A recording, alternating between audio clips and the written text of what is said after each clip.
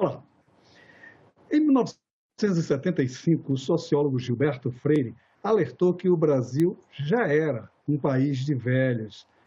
As melhorias na qualidade de vida provocaram o aumento do número de idosos, o que implicaria em questões como a previdência social e gastos com a saúde pública. Segundo dados do Instituto de Estudos de Saúde Suplementar, a relação entre a despesa assistencial de jovens e idosos poderá passar de 6 vezes em 2032, um dado preocupante. Para falar sobre o assunto, convidamos José Sequim, superintendente executivo do Instituto de Estudos de Saúde Suplementar. José, vamos começar essa entrevista exatamente por esse dado que é interessante. A gente sempre tinha a ideia de que o Brasil era um eterno país de jovens. A população está envelhecendo e é preciso cuidar dessa população. Quer dizer, como é que está essa relação hoje? Como é que estão essas questões hoje entre a relação entre jovens e idosos no país? Obrigado pela oportunidade, Maurício. Um grande prazer estar contigo e aos ouvintes aqui. Assim, o Brasil vem envelhecendo a passos muito rápidos. Ele começou recentemente, há menos de 10 anos, mas está acelerando muito o envelhecimento. Hoje devemos ser perto de 13%, 14% dos brasileiros com mais de 60 anos. Vamos chegar a 35% deles com mais de 60 anos daqui a 30 anos, 35 anos por aí. É um processo muito rápido. Não aconteceu em nenhum outro país do mundo com essa tamanha velocidade. Que desafios traz isso para os sistemas de saúde? Bom, diversos. Primeiro deles, pessoas que são mais idosas costumam ter várias doenças crônicas. Diabetes, pressão alta, problema de articulações, artrites, artroses, várias outras, para não falar de neoplasias. Essas pessoas, portanto, têm uma despesa com saúde bem mais alta do que os jovens, do que pessoas de 50 e poucos anos de idade. Quando eu falo bem mais alta, é bem mais alta mesmo. Falamos de 3, 4, 5 vezes mais alta. Então, a primeira grande consequência desse envelhecimento, eu começo dizendo que envelhecer é bom, não estou criticando o envelhecimento, mas precisamos ter consciência do que ele traz consigo. Ele traz consigo esse grande aumento das despesas. Um trabalho que o IES fez muito recentemente, ainda nem foi divulgado, vocês estão recebendo em primeira mão, mostra o seguinte, que somente pelo envelhecimento, nos próximos 10 anos, a despesa per capita com saúde, nos planos de saúde, aumenta 11%. Ou seja, é como se pegássemos a população de 2030, a estrutura etária de 2030, trouxéssemos para 2020, o ano passado, e vemos quanto teríamos gasto no ano passado, então, com os mesmos comportamentos, mesma tecnologia, mesmos médicos, tudo igualzinho. A única diferença, estrutura etária. 11% a mais. Não é pouca coisa. É 1 ponto percentual por ano que vai acontecer daqui até lá. Volto a dizer, graças a Deus que envelhecemos, que podemos chegar aos 70, eu já cheguei, aos 80, aos 90 ou mais anos de idade. Também não pretendo ser eterno, não, porque já pensou se não se morresse mais? Tinha que começar o seguinte, não fazer mais filhos, senão onde eles vão parar? Como é que ia viver essa sociedade? Não é? Então, pretendo ter vida saudável, uma boa longevidade. A grande questão é que esse envelhecimento, me parece, ele vem, além dos avanços com a saúde, né, a melhoria nos tratamentos, quer dizer, que tem proporcionado um envelhecimento, até com melhor qualidade às vezes, mas também adventos como saneamentos básicos, moradias mais adequadas, quer dizer, isso de certa forma atinge os centros mais urbanos, as cidades mais interioranas, quer dizer, também tem se relacionado com esse tipo de crescimento, quer dizer, como é que esses estudos têm visto isso? Quer dizer, o crescimento ele é exponencial em todas as regiões do país ou estão concentrados ou está concentrado mais em camadas mais urbanizadas, digamos assim? Muito importante a sua pergunta e observação. A primeira observação que eu faço é que o ganho de expectativa de vida, de longevidade, de tempo de vida, eu diria, em todas as regiões do Brasil. Não quer dizer que tenhamos a mesma expectativa de vida em todas as regiões. Então, regiões mais afastadas, com menor nível de educação, com menor renda, elas tendem a ter ainda uma expectativa de vida de 4, 5, 6 anos a menos do que nas regiões melhores, do tipo sul do Brasil, sudeste mesmo. Então, temos diferenças, mas em todas as regiões, o sentido do avanço é o mesmo, aumentar a longevidade. Isso veio, como você bem observou, mais por questões de saneamento ambiental, erradicação de mortalidade infantil, diminuição de doenças infecciosas, exceto essa que estamos vivendo nos dias de hoje. Isso é que está permitindo mais gente sobreviver e chegar a uma idade mais avançada. A tecnologia médica também ajuda. Quando a pessoa tem um problema, tem uma artéria entupida, no passado ele morria. Hoje você faz um cateterismo, faz uma revascularização, faz um tratamento clínico e você resolve, a pessoa vive diversos anos. Mesma coisa com câncer. No passado, a notícia de um câncer era quase que uma sentença de morte. Hoje não é mais. Hoje o câncer é tratado. Muitos deles são vencidos, eles se curam e a pessoa tem uma longevidade grande depois disso. Então, são coisas boas que vieram para aumentar nossa longevidade. Mas nós queremos ter vida mais longa, mas não na cama, não com doenças. Queremos ter vida mais longa e saudável. Agora, o que é que eu imagino nesse nosso futuro próximo imediato? Eu acho que corremos um risco de certa forma, dissiparmos, perdermos os avanços que tivemos. Eu fico considerando como foi a minha infância, nos anos 50, e de todo mundo que era criança naquela época, ou nos anos 60, ou mesmo até meados dos anos 70. Não tínhamos agrotóxicos, essencialmente. Não usávamos defensivos agrícolas. A alimentação que ia para a mesa era produzida na vizinhança. Ela andava a 100, 200 quilômetros, no máximo, o conjunto da alimentação colocada na mesa. Não tínhamos poluição ambiental, não tínhamos plásticos, não tínhamos tantos antibióticos. Hoje, nosso ambiente está poluído. Nossos mares estão contaminados de microplásticos. O ar está. Os seres vivos que respiram microplásticos absorvem as suas proteínas animais e a gente as absorve no nosso organismo, com consequências severas para o nosso organismo. Nossa alimentação não é mais da horta para a mesa, ela é da prateleira, onde o alimento embalado ficou estocado durante meses. De um lado é uma coisa boa, porque tornou a coisa prática, fácil, que se pode conservar, comer na entre-safra. Acontece que esses processados, eles subtraem nutrientes e fica no alimento o calor, a gordura, a energia pura e simples, sem nutrição. Mais ainda, para você conservar, você tem que adicionar conservantes, corantes, estabilizantes, um caminhão de antes. Esses antes todos não fazem bem para nós. A consequência qual é? A epidemia de obesidade no mundo e as consequências que a obesidade traz para o nosso dia a dia. Lamentavelmente, esta mudança mais recente está sendo muito ruim. Precisamos voltar atrás. Quer dizer, na verdade, é fazer uma adequação, né? Porque se por um lado houve o aumento das tecnologias médicas que permitem esse envelhecimento mais saudável, por outro lado teve, digamos assim, uma perda na qualidade de vida por conta da má alimentação.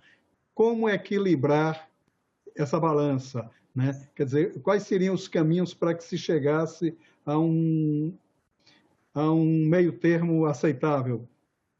Esse eu acho que é o grande segredo. Eu acho que precisa de várias coisas. Vou listar algumas, não consigo colocar todas elas. Em primeiro lugar, as pessoas, nós, temos que saber que efeitos os alimentos fazem em nosso organismo. Então, conhecimento. Meus filhos há muitos anos falavam: pai, para de comer açúcar, que é um veneno. De tanto insistir, não tinha parado. Mas eu não estava convencido. Por quê? Fazem séculos que se come açúcar. Por que para? Até que um dia fui numa conferência de um médico que mostrou pela fisiologia como é que o açúcar atua no nosso organismo e os malefícios que ele pode produzir. Aí eu me convenci. E, a partir não tive mais dúvidas se o meu filho estava certo desde o começo. A primeira coisa, temos que conhecer a fisiologia do organismo, como certos alimentos atuam dentro de nós, que bem ou que mal eles fazem. Conhecer. Segundo, não basta conhecer. A pessoa tem que, de alguma forma, desejar mudar.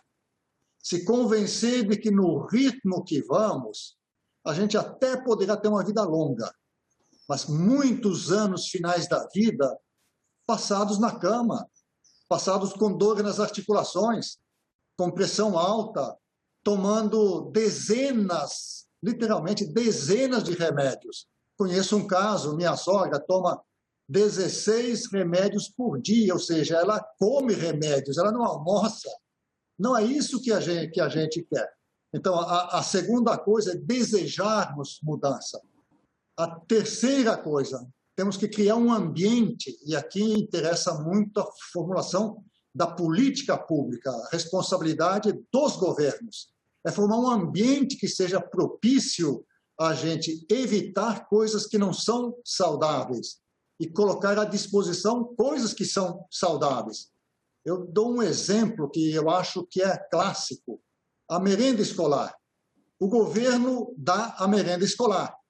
Ele põe uma merenda que é boa, que é saudável, ou lhe enche de guloseimas que deixa as crianças salivando, mas que não faz bem para elas.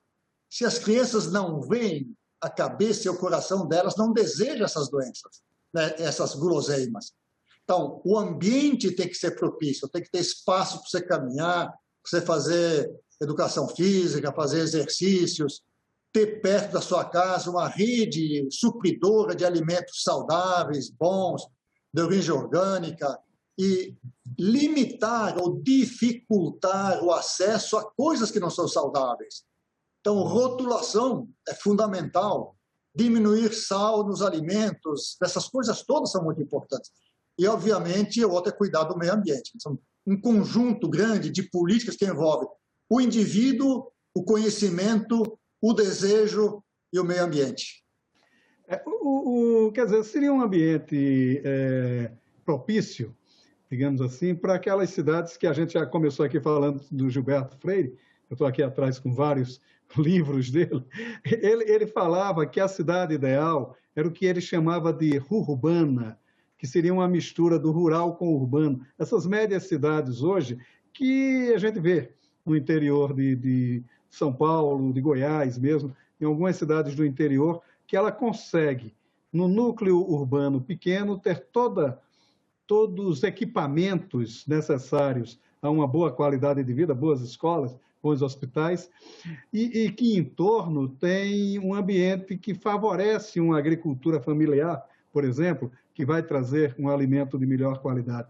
Mas, quer dizer, como conseguir um ambiente desse nessas megas cidades como Rio, São Paulo, Recife mesmo, enfim, as grandes capitais, né? Brasília já está se tornando um pouco disso, que estão cercados de núcleos urbanos que dificultam esse trânsito, né? Quer dizer, também é uma equação difícil que a gente precisaria, né, tentar, pelo menos, amenizar, ou pelo menos lutar contra isso, né? Quer dizer, quais seriam os caminhos? Esse, de fato, eu acho que é um grande desafio, um imenso desafio. Primeiro, eu devo dizer o seguinte, que em cidades interioranas, pequenas, tem um estilo de vida mais próximo da natureza, possivelmente com menos poluição, a menos que a cidade pequena esteja perto de uma grande aglomeração urbana ou tenha algumas fábricas poluentes perto. Então, elas têm esta vantagem. Poderá não ter ainda todas as tecnologias médicas acessíveis rapidamente, mas pelo menos elas têm um ambiente mais propício. Por isso que eu acredito que lá também vai se alcançar uma expectativa de vida muito boa. O problema é como tratar essas grandes aglomerações urbanas. As aglomerações surgem porque há vantagens econômicas na aglomeração. A rede de distribuição de água, por exemplo, se você põe num prédio, ela tem que percorrer menos quilômetros de tubulações. A mesma coisa com a iluminação elétrica, fornecimento de gás, etc. E, além disso, as facilidades, a diversão, cinemas, essas coisas todas aí que as cidades grandes oferecem. Isso faz com que as pessoas tenham o desejo de morar lá. E elas vão, muitas delas nasceram, então não tiveram nem opção. Mas muita gente migra. Eu, por exemplo, meu pai tinha uma propriedade, nasci no sítio. Estou hoje morando em São Paulo, numa grande metrópole, há poucos anos, mas, enfim, estou em São Paulo. A gente veio por livre e espontânea vontade. Agora, é uma decisão sábia.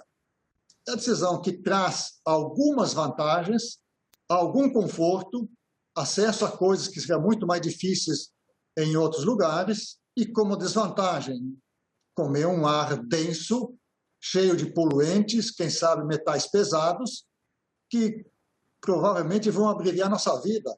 Eu estava um dia visitando a academia, a Associação Paulista de Medicina, e aguardei na antessala porque estava tendo uma conferência com a imprensa. Qual era o assunto? 19 mortes diárias na capital São Paulo por problemas de poluição. Veja, então, não obstante, né, esses riscos, muitas pessoas ainda preferem se submetem, talvez não saibam dos riscos. O que cabe às autoridades, acho que é eliminar os grandes poluidores das cidades. Diminuir os congestionamentos de diversas formas. O congestionamento é fumaça que está saindo dos escapamentos com deslocamento zero. Então, diminuir os congestionamentos. Mudar o tipo de combustível que você tem nas cidades, para combustíveis que não tenham mais chumbo, graças a Deus, muitos anos que não tem. Mas que não tem outros também, ainda tem esses elementos no diesel. Então, cuidar de que todos esses itens que a gente usa em massa na nossa casa, para iluminar a nossa casa, para refrigerar, no transporte, nos empregos, nas fábricas, sejam o minimamente poluentes possíveis. Um controle severo, então, das autoridades ambientais. É possível, tem seu custo, mas eu acho que, como desejamos ficar, tem economias de estar em cidades grandes, nós temos que, no fundo, desembolsar mais impostos para que as autoridades os usem para produzir para nós um ambiente menos poluído, um ambiente mais saudável, um ambiente mais prazeroso, com mais parques, com mais possibilidade de caminhar, de andar, etc. Eu acho que essa é a tarefa que cabe ao setor público. Como isso tem custo, obviamente, eu acho que as pessoas se disporiam a contribuir para esta finalidade específica.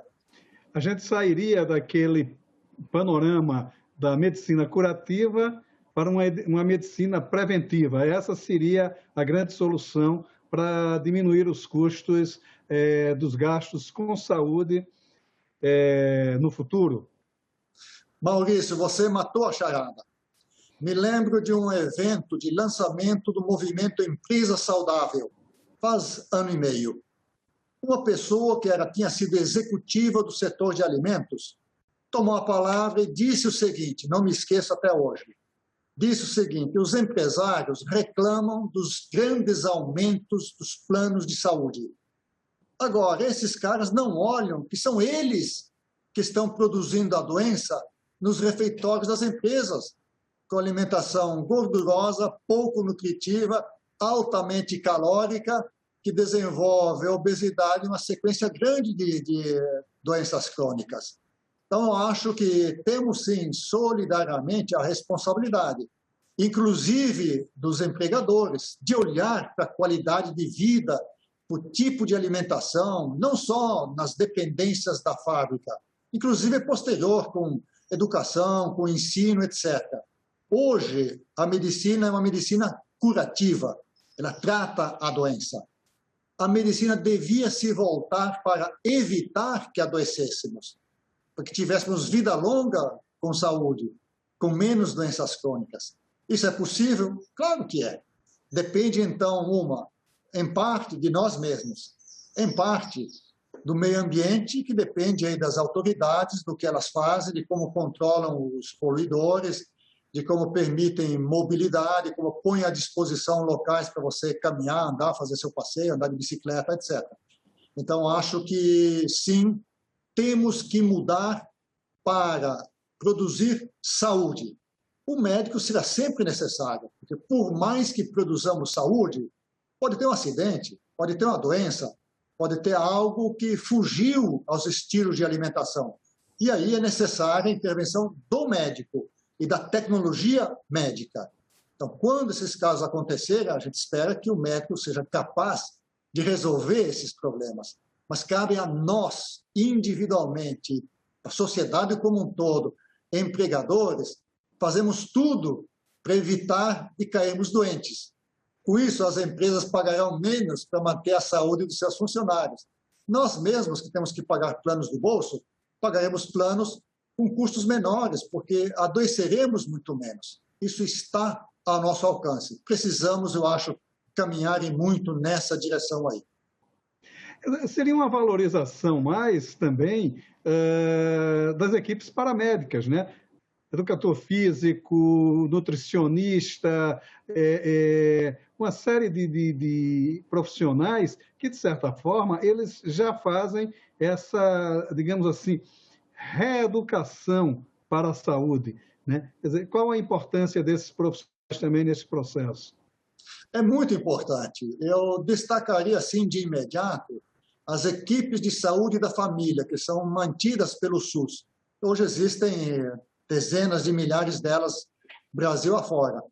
Elas têm um papel importantíssimo a contribuir nesse sentido aí, porque elas visitam as famílias, vão na casa, vai uma equipe com um médico, um paramédico, um nutricionista, um enfermeiro, detectam problemas se usar e usam dessa oportunidade para levar mensagens boas e positivas. Olha, diminua um pouco os chamados desembrulháveis, de preferência, não como os desembrulháveis. Pegue os descascáveis, né? A batata, a cenoura, tire a casca, etc. Esses você ponha em abundância na sua mesa. Mas tire esses aí que você precisa desembrulhar, porque eles estão cheios de conservantes, baixo poder nutritivo, alto poder calórico, que nem sequer te nutrem, eles vão te engordar sem te nutrir.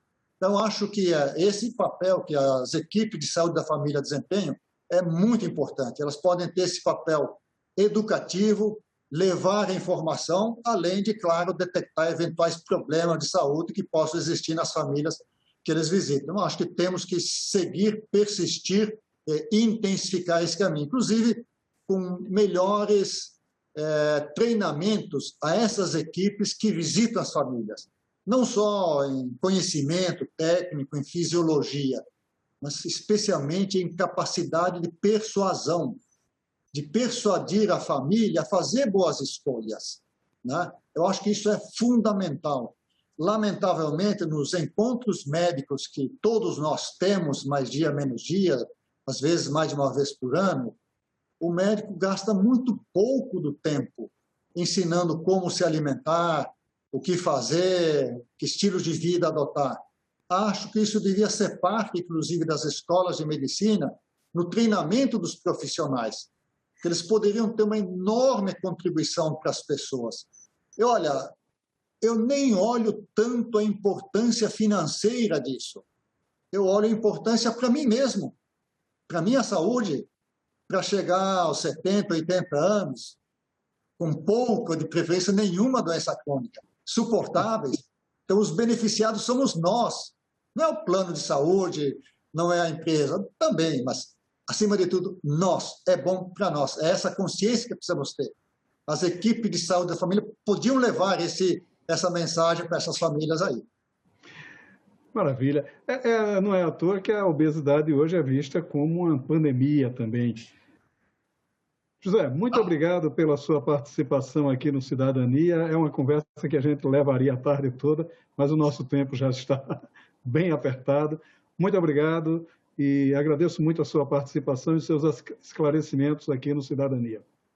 Maurício, muito obrigado. Olha, é um prazer. Eu tenho uma enorme satisfação de falar nessas coisas aqui, porque eu acho que elas vão fazer bem para a nossa sociedade como um todo, portanto, para nós mesmos. Muito obrigado. Muito obrigado.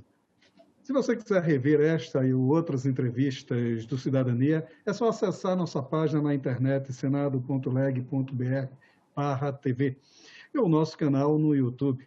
Obrigado pela sua atenção e até o próximo Cidadania.